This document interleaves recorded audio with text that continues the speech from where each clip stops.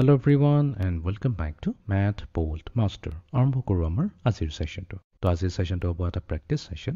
টপিকটোৰ নাম হৈছে এডিটিভ ইনভাৰ্স কিনো হয়। তো এডিটিভ ইনভাৰ্সৰ বিষয়টো আমি ইমান ডিটেইলছত কথা পাতা নাই, বাট একচুয়ালি ইনডাইৰেক্টলি ইয়াৰ কথা আমি পাতি থৈছো। তো আমি যেতিয়া প্ৰেক্টিস প্ৰবলেমবোৰ কৰিম তেতিয়া ক্লিয়াৰ হৈ যাব। So let us begin. Okay, so ইয়াতে what is it? What number is the additive inverse of 0? The first question is এনেকা এটা number কব দিছে যোনটো numberটো 0 additive inverse হয়।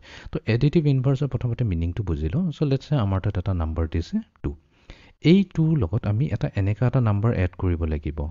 এনেকুৱা এটা number because ইয়াতে additive কৈ আছে। এনেকা এটা number add কৰিম such that add কৰাৰ পিছত answerটো আমাৰ আহি যায় 0।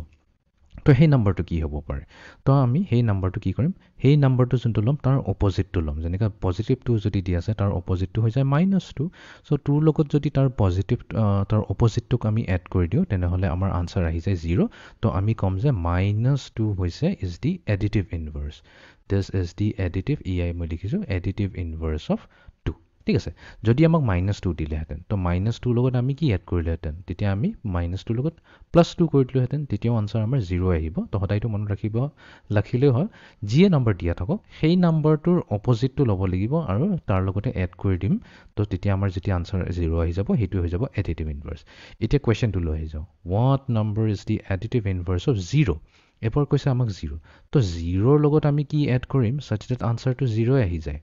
তো আমি জানো 0 আমি ইয়াতে কি কৈছো সেই নাম্বাৰটোৰ যিটো নাম্বাৰটো দিয়া যাব সেই নাম্বাৰটোৰ অপজিটটো ল'ব লাগিব।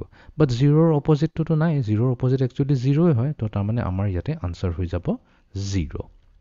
Okay, next question. What number is the additive inverse of 46?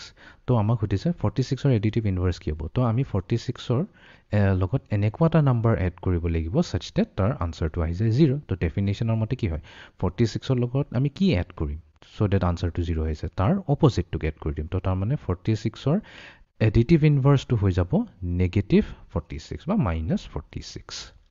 ঠিক আছে, নেক্সট কোৱেশ্চন। তো এতিয়া দিছে আমাক নেগেটিভ নাম্বাৰ দিছে। আমাক দিছে এটা নেগেটিভ নাম্বাৰ। সেই নেগেটিভ নাম্বাৰটোৰ লগত আমি কাক এড কৰিম such that আমাৰ আনসাৰটো আহি যায় 0 because additive inverse খুজিছে। তো যিহেতু -174 দি আছে ইয়াৰ অপজিটটো কি হ'ব? নেগেটিভ নাম্বাৰৰ অপজিটটো পজিটিভ হৈ যায়। তাৰ মানে আমি +174 কৰি দিম। তো ইয়াতে আমাৰ আনসাৰ হ'ব 174। Okay, next question. Which point represents the additive inverse of -3 on the number line? তো আমাক দিছে এটা নাম্বাৰ যোনটো হৈছে -3। আমাক সুধিছে এই নাম্বাৰ লাইনটোত ABCDE এই পাঁচটা পইণ্টৰ ভিতৰত কোনটো পইণ্টটোৱে হ'ব ইয়াৰ এডিটিভ ইনভাৰ্স। তো আমি জানো -3 লগত যদি আমি 3 এড কৰি দিওঁ তেতিয়া আমাৰ আনসাৰ আহি যায় 0। তো তাৰ মানে 3 হৈ যাব -3ৰ এডিটিভ ইনভাৰ্স। এতিয়া পজিটিভ 3 লাগিব। ইয়াতে পজিটিভ 3 কোনটো আছে? এইটোৱে হৈছে C। তো তাৰ মানে আমাৰ অপশ্যন C2 হৈ যাব কাৰেক্ট। Okay, so এইটোৱে আছিলে আমাৰ আজিৰ সেশনটো about additive inverse. So see you in the next session. Thank you.